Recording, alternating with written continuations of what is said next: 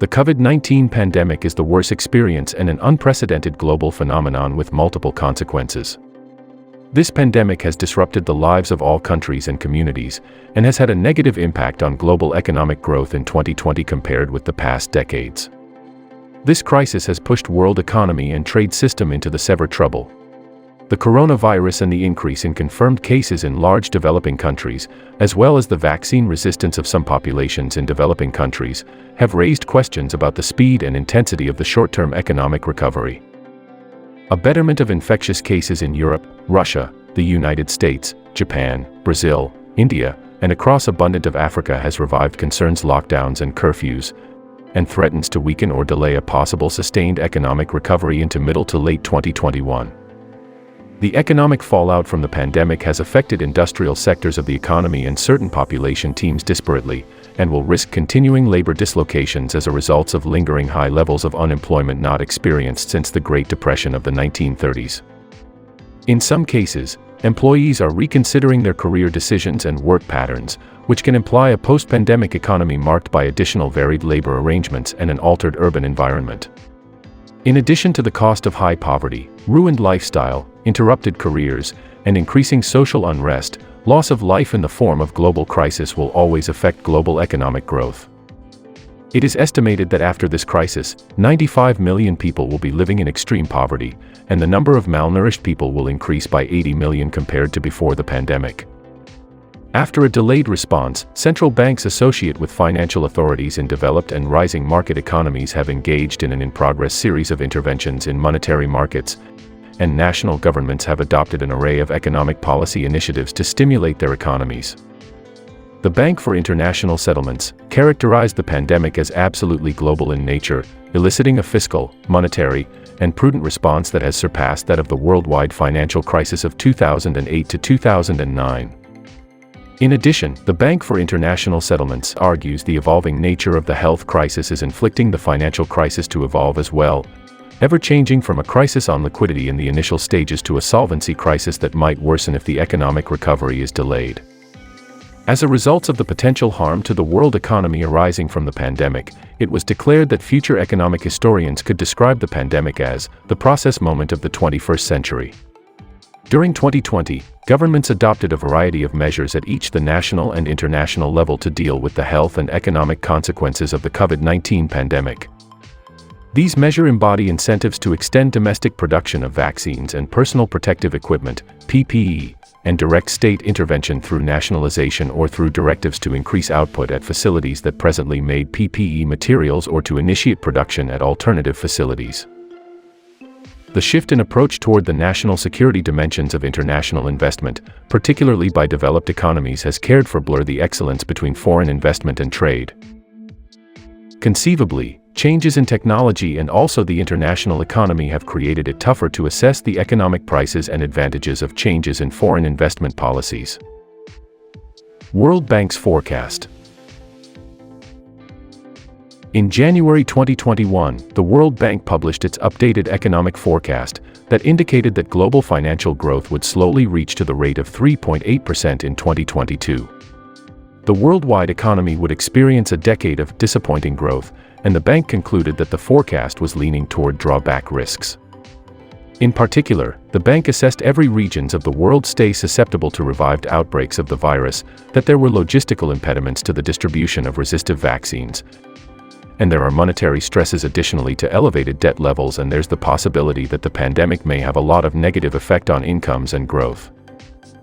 The worldwide financial recession changed into projected to have an effect on all areas in a sort of synchronous downturn, with a few areas faring worse than others.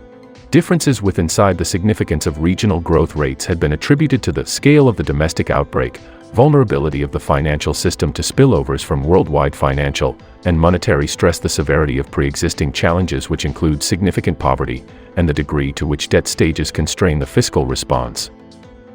The bank additionally concluded that global value chains, GVCs, had been vital conduits through that macroeconomic developments related to the pandemic had been transmitted across national borders. The economic effects of the pandemic were unfold through trade linkages, however also amplified through quarantines, production shutdowns and border closures.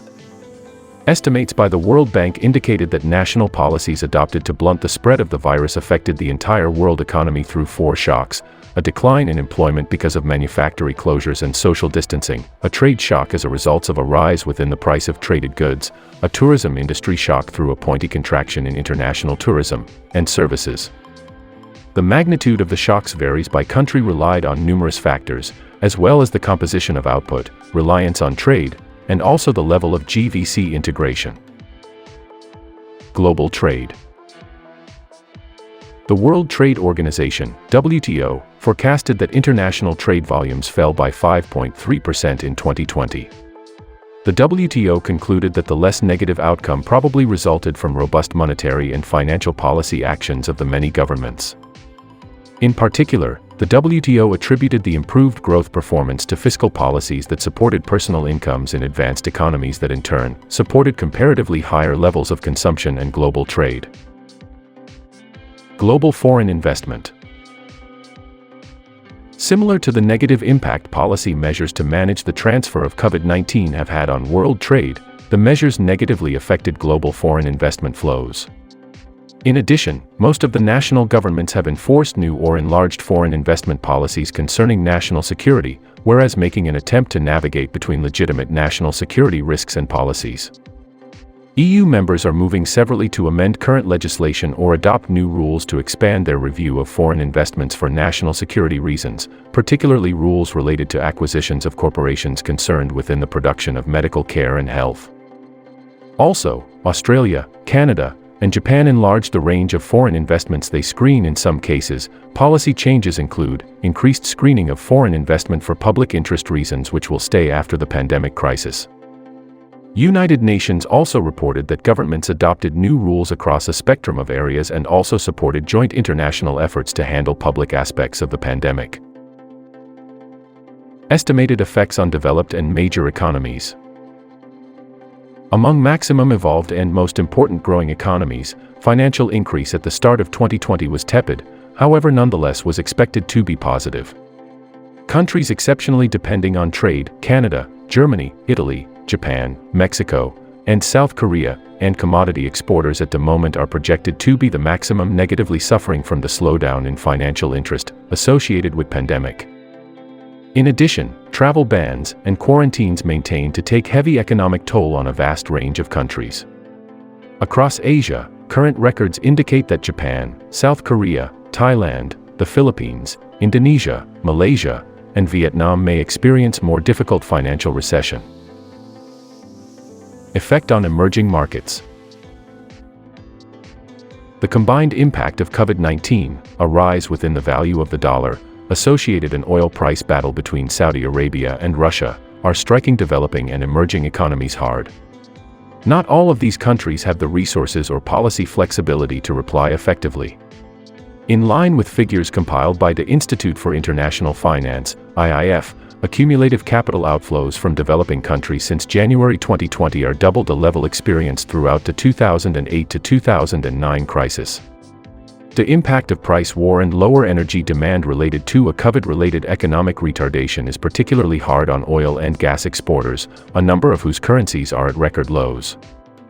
Oil importers, such as South Africa and Turkey, have additionally been hit hard. South Africa's rand has fallen 18% against the dollar since the start of 2020, and also the Turkish lira has lost 8.5%. Some economists are concerned that the depreciation in currencies could lead on to rising rates of inflation by pushing up the costs of imports and negatively economic growth rates in the world. As the coronavirus pandemic rapidly sweeps across every corner of the world, it is inducing lots of fear, worry and concern in the population at large and among certain groups in particular, such as old adults, health care providers and people with underlying health conditions. This pandemic is a direct attack to every nation's economy and development process. Many years and lots of efforts are required to fulfill the loss which is caused by this global trouble. Face of the world is changed and every part of the society has suffered significantly as life has become unexpected. Thank you for watching. Subscribe our channel World Facts to support us, and like this video as well. See you in another video. Cheers!